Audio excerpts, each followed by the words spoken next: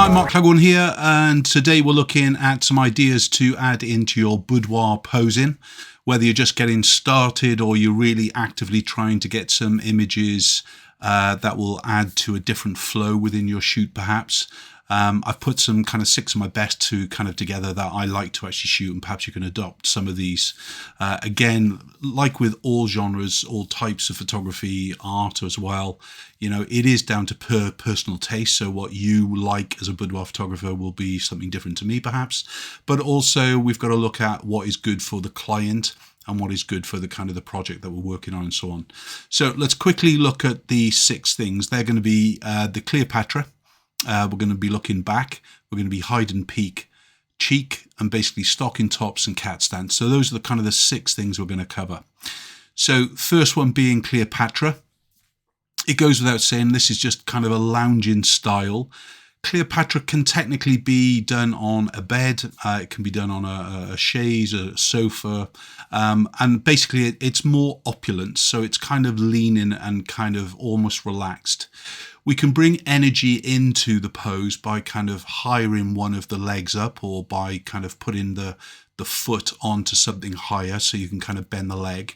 But you can also do a Cleopatra, which is more of a rolled kind of lay-in shot and things really. But for me, the Cleopatra all is about the kind of more of the body exposed, a little bit more of the kind of the shaping of the leg as we're seeing here, or it is that kind of laying down and basically in the more kind of classic. So for my classic laying down Cleopatra, I always get the top knee to actually touch the bed or the sofa as well. So in that way, I can pretty much guarantee you I've got a kind of wide hip that is then rolled towards camera position because that knee is brought down. And then you can decide to use either the hand on the hip or just actually bring that hand across onto the bed or the sofa as well to actually kind of close it all off and things really. There's all variations to these poses, as I'm sure you've seen with some of my training before. So Cleopatra, yep, is number 1, but think about how you can develop it and so on with it. Look back.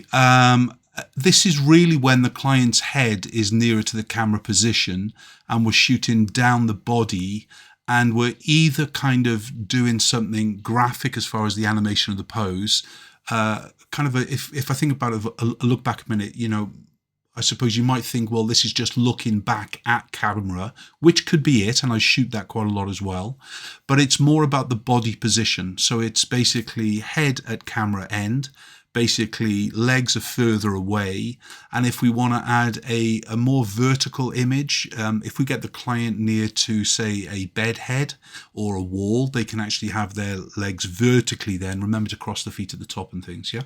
But as far as the looking back is concerned, it's really the camera and the body position to each other. From there, of course, we could focus in on the likes of face or lingerie or jewelry or eyes or whatever you want to do. You can kind of obviously take control.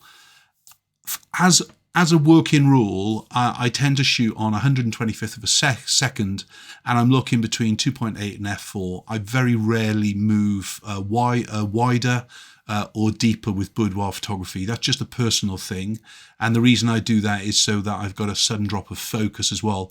If I start to work on 1.8 or 1.4, there's a very, very shallow depth of field, and basically the image is going to kind of drop away very, very fast and things really.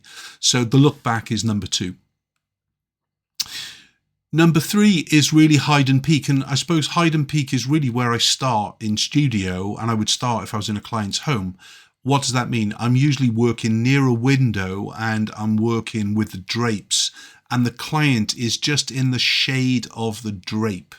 And then basically they're using a hand to actually hold on to the curtain edge. And obviously we can either work with bottom towards me or kind of front of the body towards me, depends on the styling. But from the hide and peek, it's a good place to start, especially if you're just getting going or a client is kind of feeling a little bit confident at this stage. And it's a great way to actually start because you can actually use a client's partner's shirt. You can actually do a pretend unbuckling of the bra from behind.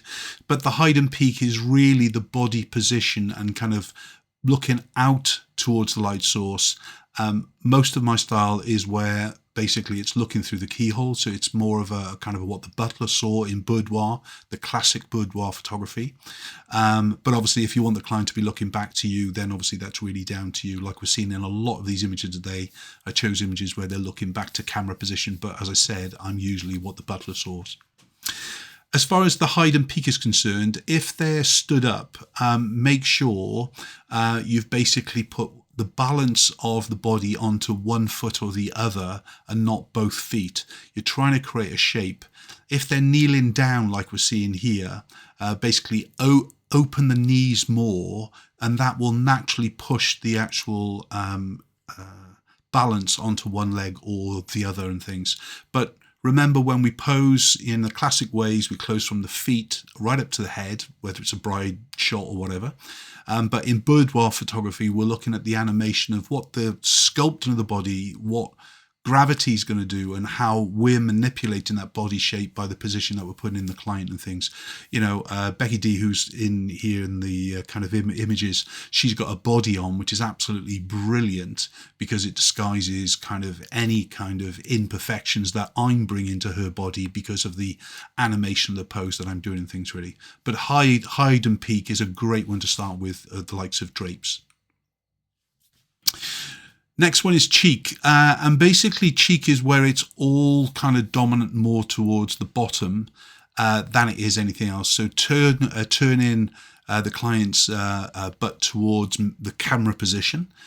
So we're going to kind of dominate, and this is where we're actively shooting the bottom shots. So if we think about putting the camera in a position where we're going to get great lighting to sculpt the body again. So if the subject's back was to the light source, yes, so we've got a window, say, coming in from the right hand side like we have here, and we turn her a full 180 degrees here, so her bum points towards the actual light of the window, the two cheeks will kind of start to merge together. And so what we want to do is basically then move camera position to the likes of where she is now, where we see her butt, so towards the 9 o'clock position of the clock, and then we shoot towards the light source, and then you get a lot more kind of dynamic images.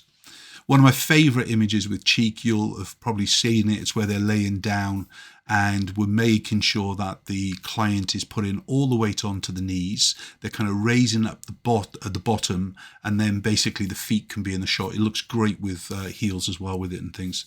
But remember, not all of these poses are ideal for certain body shapes and things really, because they'll just add more gravity problems and things. But cheek is really kind of bringing in, and we could probably actually do 6 kind of killer cheek images. Perhaps I'll do that in the next film. But yeah, cheek is one of my favorites to add into your series, so you're concentrating on the cheek, as it were. Stocking tops is my kind of recognition to shoot the details, and to don't be afraid to actually get in close and start to shoot the body the lingerie in a slightly different way than just being a part of the shoot. So this is really good for faceless images where we're not interested really in the client's face. We're actually having great boudoir images, because not everybody wants their kind of face on an image that might be actually hanging up in a bedroom. So think about a faceless series anyway, to kind of add into your mix, and they're good kind of album fillers if nothing else, but they're also great for the wall. So as far as the kind of the stocking top's concerned, basically if the client has got a full kind of the garter and stockings and kind of the whole kind of boudoir, the classic boudoir look with it and things really, you can get some really sexy images by just getting the client to actually slightly rotate their body towards the light source, away from the light source, and at the same time you can get even more when you start to move your camera. You know, one of the things I encourage all photographers to do when they come on workshops with me is to basically don't get your feet static. You want to really dance around the subject as much as you can, because then you can really add into the variety. And the last but no means least is cat stance. This is obviously kind of client on all fours, and we can kind of change the kind of the aggression or the kind of the soft element by just softening arms. So in other words, bending the arms instead of them having them straight like we see here.